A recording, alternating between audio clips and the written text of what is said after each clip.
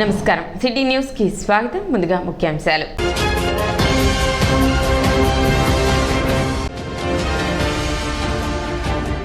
కొల్లిపర మండలంలో ఇసుక స్టాక్ పాయింట్లను పరిశీలించిన మాజీ మంత్రి ఆలపాటి రాజేంద్ర ప్రసాద్.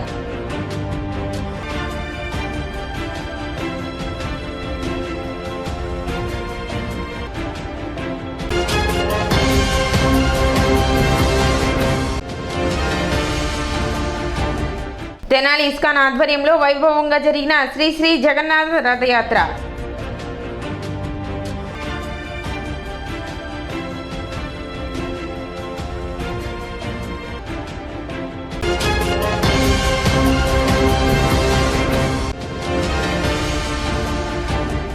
నూతన ఇసుక విధానం పట్ల హర్షం వ్యక్తం చేస్తున్న ప్రజలు.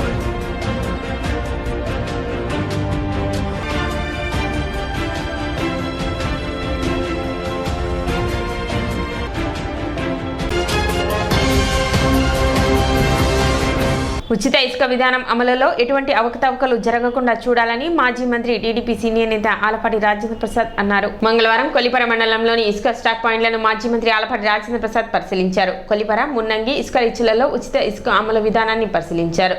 ఉచిత ఇసుకని సక్రమంగా అమలు చేయాలని అధికారులను ఆదేశించారు. ఉచిత ఇసుక విధానం అన్ని వర్గాల వారికి ఎంతో ఆనందం కలిగిస్తుందన్నారు. సామాన్యులు ఇల్లు కట్టుకునేందుకు మార్గం సుగమనం చేసిన నాయకత్వం చంద్రబాబు నాయుడు నాయకత్వం అన్నారు. గతంలో 7 లక్షల రూపాయలు ఒక ఇంటి నిర్మాణానికి అయితే అందులో 3.5 లక్షల రూపాయలు గత ప్రభుత్వం ప్రవేశపెట్టిన ఇసుక విధానం వల్ల ఒక ఇసుకకు మాత్రమే అయ్యేదని చెప్పారు. అలాంటి పరిస్థితి నుండి నేడు సామాన్యుడి ఆనందానికి అవధులు లేని పరిస్థితికి ఉచిత ఇసుక విధానం తీసుకొచ్చిందని అన్నారు. దాదాపు 50 లక్షల కోట్ల రూపాయల దోపిడీకి గత ప్రభుత్వం ఇసుక విధానం వల్ల జరిగిందన్నారు. సుప్రీంకోర్టు, హైకోర్టు, ఎన్జిటి పర్యావరణానికి నష్టం వాటిల్లుతుందని అక్షింతలు వేసినా కూడా ఏమాత్రం ఖాతరు చేయకుండా కమిటీని సైతం మభ్యపెట్టి ఇసుక దోపిడీకి గత పాలకులు పాల్పడ్డారని ఆరోపించారు. ఈ కార్యక్రమంలో టీడీపీ మండల పార్టీ అధ్యక్షులు చినకోటిరెడ్డి మరియు జనసేన మండల పార్టీ అధ్యక్షులు ఎర్రు వెంకయ్యనాయుడు మరియు మున్నంగి గ్రామ తెలుగుదేశం పార్టీ నాయకులు ఆళ్ల సురేష్ రెడ్డి, ఆళ్ల సత్యనారాయణ రెడ్డి, బొమ్మ శివారెడ్డి, ఆళ్ల వెంకటరెడ్డి, కనపాల రవి మరియు జనసేన నాయకులు అనిల్ మరియు తదితర తెలుగుదేశం పార్టీ నాయకులు, కార్యకర్తలు, అభిమానులు ఈ కార్యక్రమంలో పాల్గొన్నారు. పేదవాడికి న్యాయం జరగటానికి, ఎవ్వరు కూడా నష్టపోకుండా ఉండటానికి, ఎందుకంటే దాదాపు వీళ్ళు దోచుకున్న దీంతో 15 లక్షలు ఇల్లు కట్టచ్చు. అంత దోచుకున్నాం, మన కళ్ళకి కనపడిన వాస్తవాలు ఇవన్నీ. అందుకనే ఇవాళ ఏం జరిగినా కూడా ఇంత కూడా తేడా రాకుండా చూడాల్సిన బాధ్యత మందే. ఒకటే నిర్ణయం గుర్తుపెట్టుకోండి, మనకి లారీలు కానీ మీరు ఏమన్నా పెట్టుకుంటే మాత్రం నాకు ఇవాళ కాదు రేపు తెచ్చినా సరే ఆగిపోవాల్సింది లేదండి. రాష్ట్ర వ్యాప్తంగా కొత్త ప్రభుత్వం చంద్రబాబు నాయుడు గారు, పవన్ కళ్యాణ్ గారి నాయకత్వంలో ఉచిత ఇసుక విధానం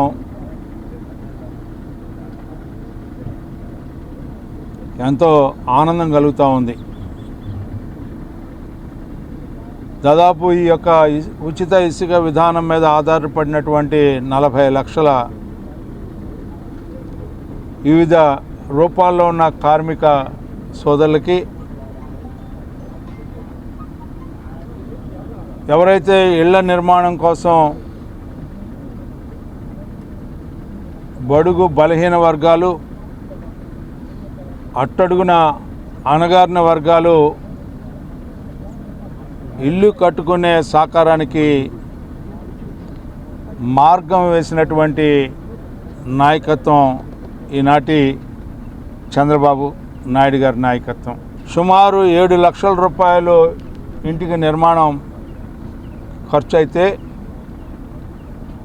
దాంట్లో గత ప్రభుత్వం యొక్క ఇసుక విధానం వల్ల దాదాపు 3.5 లక్షల రూపాయలు కేవలం ఇసుకే ఖర్చు పెట్టాల్సినటువంటి పరిస్థితి. అలాంటి పరిస్థితి నుంచి ఈరోజు ఈ యొక్క ఉచిత ఇసుక విధానం వల్ల ఈరోజున సామాన్యుడు పడే ఆనందానికి అవధులు లేకుండా ఉందని చెప్పి మనం చేస్తాం. దాదాపు 50 లక్షల వేల కోట్ల రూపాయలు దోపిడీ జరిగినటువంటి విధానం. సుప్రీంకోర్టు, హైకోర్టు, ఎన్జిటి అంటే నేషనల్ గ్రీన్ ట్రిబ్యునల్ పర్యావరణ శాఖకు సంబంధించినటువంటి ట్రిబ్యునల్ అక్షంతలు వేసినా కూడా ఏమయ్యా మీరు పర్యావరణానికి నష్టం కలుగుతూ ఉంది, నష్టం కల్పించకుండా చూడాల్సినటువంటి బాధ్యత మీది, ప్రభుత్వాలే ఇట్లన్నిటికీ కూడా పాల్పడుతూ ఉన్నాయి, అక్రమాలు చేస్తూ ఉన్నారు, కృష్ణా నది పరివాహక ప్రాంతం అంతా కూడా దెబ్బతింటా ఉంది,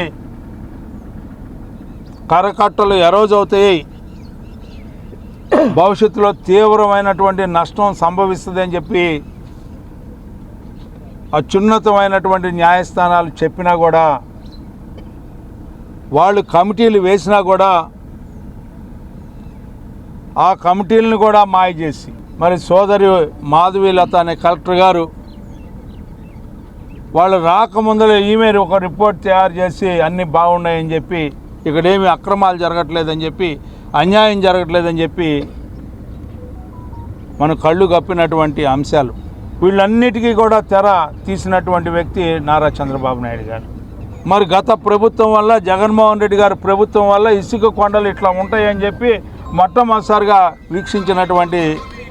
వీక్షించడానికి అవకాశం కల్పించినటువంటి గత ప్రభుత్వాలకి మనం దండం పెట్టుకోవచ్చు. సినిమాల్లో కూడా చూడం అలాంటి సన్నివేశాలని ఇక్కడ మన ప్రాంతంలో చూసాం.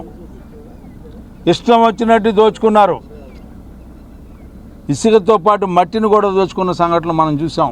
లంకల్లో ఎక్కడ పడితే అక్కడ తవ్వేశారు. ఇదొక పెద్ద విషవలయం. దాని నుంచి ఈ రోజున కేవలం రవాణా, అదేవిధంగా ఇక్కడ లోడింగ్ ఖర్చులకు మాత్రమే తీసుకొని మిగతాదంతా కూడా ఉచితంగా ఇచ్చే ఒక కార్యక్రమాన్ని రూపొందించడమే కాకుండా జీవో 43 ఇవ్వటమే కాకుండా దాన్ని అమలు చేసే విధానం కూడా ఎక్సైజ్ వాళ్ళని, పోలీసు వాళ్ళని, అదేవిధంగా యానిమేటర్ని, డ్వాక్రా గ్రూపుల్ని, వీళ్ళందరి యొక్క సమక్షంలో ఈ కార్యక్రమాన్ని నడిపించాలని చెప్పి ప్రయత్నంలో మిమ్మల్ని అందరినీ కోరుతా ఉన్న ప్రజల్ని, మీరే ఈ ప్రభుత్వానికి రక్షకులు అని చెప్పి మీకు మనం చేస్తూ ఉన్నాం. చంద్రబాబు నాయుడు గారి నాయకత్వం, అదేవిధంగా పవన్ కళ్యాణ్ గారి నాయకత్వంలో వీళ్ళిద్దరూ కూడా అవినీతికి అంటగట్టాలి, అవినీతిని పారదోలాలి, అవినీతి ఎక్కడా జరగకూడదని చెప్పే ప్రయత్నంలో ఈ కార్యక్రమాన్ని దిగ్విజయం చేయాలని చెప్పి, ఎవరైతే ప్రతిరోజు దోచుకున్నారో ప్రతిరోజు కూడా న్యాయం జరగాలి పేదవాడికి అని చెప్పే ప్రయత్నంలో భాగంగానే ఈ కార్యక్రమాన్ని మొదలుపెట్టడం జరిగింది. ఇది నిజంగా ప్రభుత్వం ఏ యొక్క జయంతో అయితే పెట్టబడిందో ఆ యొక్క జయానికి దరిచేరి ప్రజలు మెచ్చుకునేలాగా, శభాష్ ఇలాంటి కార్యక్రమం ఇంకెవరు జరపబారు అని చెప్పి భావన వచ్చేలాగా ఈ రోజున అందరూ కూడా సహకరించాలని చెప్పి, మరి ముఖ్యంగా మా నాయకత్వానికి, మా కార్యకర్తలకి, అదేవిధంగా జనసేన నాయకులకి, కార్యకర్తలకి, అదేవిధంగా ప్రజలు కూడా దీన్ని రక్షించాలి. ఈ యొక్క పథకాన్ని మన కోసం ఏర్పడినటువంటి పథకం, పేదవాడి కోసం ఏర్పడినటువంటి పథకం, ఆ పథకాన్ని ఎక్కడ కూడా అవకతవకలు జరగకుండా ప్రతి నిత్యం ప్రతి క్షణం ఇది పేదవాడి పథకం అనేది ప్రజల్లోకి వెళ్ళేలాగా మీరు వ్యవహరించాలని చెప్పి, తూకంలో కానీ లేకపోతే ఇంకోటి కానీ ఎక్కడ కూడా ఏమరపాటు లేకుండా అందరూ కూడా దీన్ని బతికించాలని చెప్పి ప్రజల్లోకి వెళ్ళాలి, తీసుకువెళ్ళాలి. ఇది పథకం అంటే, ఇది నిజమైనటువంటి చిత్తశుద్ధి అంటే, మాట మీద నిలబడ్డటువంటి ప్రభుత్వం అని చెప్పుకునేలాగా మీ అందరూ కూడా వ్యవహరించాలని చెప్పి ఈ సందర్భంగా కోరుకుంటూ, ఇస్కాన్ తెనాలి వారి ఆధ్వర్యంలో శ్రీ శ్రీ జగన్నాథ రథయాత్ర పట్టణంలో ఘనంగా నిర్వహించారు. మధ్యాహ్నం 2:30 స్థానిక శివాజీ చౌక్ సెంటర్ నుండి జగన్నాథ రథయాత్ర ప్రారంభించారు. గాంధీ చౌక్, నెహ్రూ రోడ్, ప్రకాశం రోడ్, గంగానమ్మ గుడి, మెయిన్ రోడ్, వీనస్ టాకీస్ మీదుగా శ్రీ కన్యకాపరమేశ్వరి అమ్మవారి దేవస్థానం వద్ద ముగిసింది. అనంతరం దేవాలయంలో పలు భక్తి కార్యక్రమాలు జరిపారు. భక్తులు విశేష సంఖ్యలో పాల్గొన్నారు.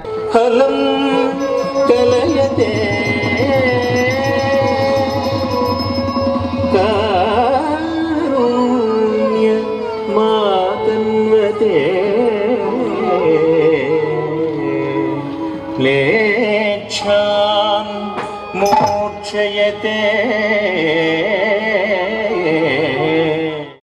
మధుసూదన ముష్టి ಮೆಟ್ಟಿಗ ಸೂರ ಚಾಣೂರ ಮಲ್ಲ ಮಲ್ಲ ವಿಶಾರದ ಕುವಲಯ ಪೀಠ ಮರ್ದನ ಕಾಳಿಂಗ ನರ್ತನ ಗೋಕುಲ ರಕ್ಷಣ ಸಕಲ ಸುಲಕ್ಷಣ ದೇವ ಮರ್ದನ ಕಾಳಿಂಗ ನರ್ತನ ಗೋಕುಲ ರಕ್ಷಣ ಸಕಲ ಸುಲಕ್ಷಣ ದೇವ ಶಿಷ್ಟ ಜನಪಾಲ ಸಂಕಲ್ಪ ಕಲ್ಪ ಕಲ್ಪ ಶತಕೋಟಿ ಅಸಮಪರ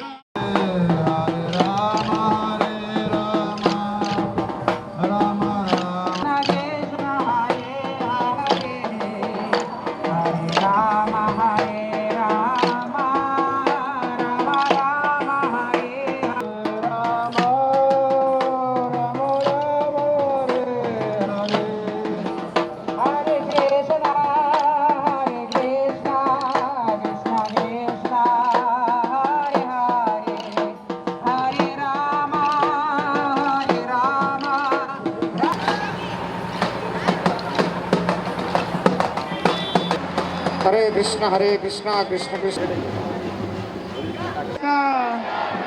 हरे हरे हरे राम जय जय जगन्नाथ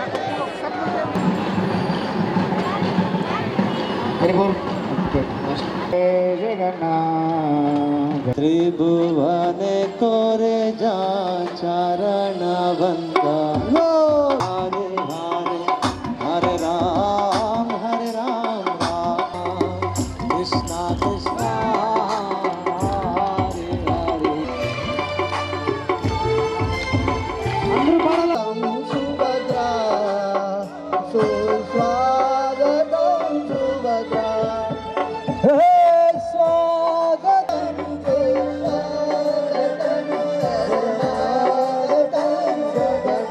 सुभद्रा स्वागतं सुदर्शन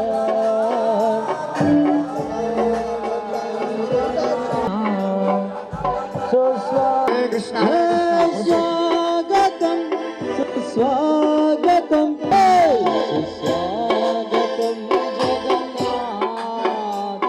सुस्वागतं जगन्नाथ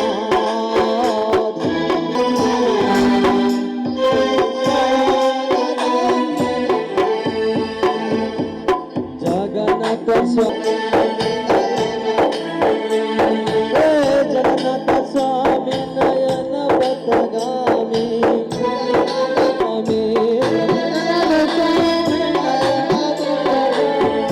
जगन्नाथ स्वामी नयन पथगामी नयन पथगामी नयन తెనాలి నగరంలో శ్రీ జగన్నాథ స్వామి రథయాత్ర నిర్వహిస్తున్నామని చెప్పడానికి సంతోషిస్తున్నాము. ఈరోజు చాలా అంగరంగ వైభవంగా జగన్నాథ స్వామి వారు తెనాలి వీధుల్లో వచ్చి అందరికీ దర్శనం ఇవ్వబోతున్నారు. జగన్నాథపురిలో మన రోజున జరిగినటువంటి రథయాత్రకి 15 లక్షల మంది వచ్చి ఇందులో పాల్గొన్నారు. అదేవిధంగా అక్కడికి వెళ్ళలేని వాళ్ళందరి కోసం ఇక్కడ మనం తెనాలిలో ఈ రథయాత్ర నిర్వహిస్తున్నాము. కాబట్టి ఈ రథయాత్ర కార్యక్రమంలో అందరూ పాల్గొనవలసిందిగా కోరుచున్నాము. జగన్నాథ స్వామి బలరాముడు సుభద్ర అంటే కృష్ణుడు బలరాముడు సుభద్ర కలిసి రథం మీద ఊరేగుతూ మనందరి కోసం వాళ్ళ యొక్క అనుగ్రహాన్ని అందజేస్తున్నారు. కాబట్టి అందరూ భక్తులు ఇందులో పాల్గొని స్వామివారి యొక్క అనుగ్రహాన్ని పొందవలసిందిగా కోరుచున్నాము. రథయాత్ర సందర్భంగా ఇస్కాన్ టెంపుల్ వారు అత్యద్భుతంగా ప్రతి సంవత్సరం చేసినట్టుగా భారీ ఎత్తున స్వామివారి ఊరేగింపు, దానికి తోడు మరి జానపద నృత్యాలు, తప్పెట్లు, ఇతరత్ర కూచిపూడి నృత్యం వగైరా అన్ని కార్యక్రమాలు చాలా చక్కగా ఏర్పాటు చేశారు.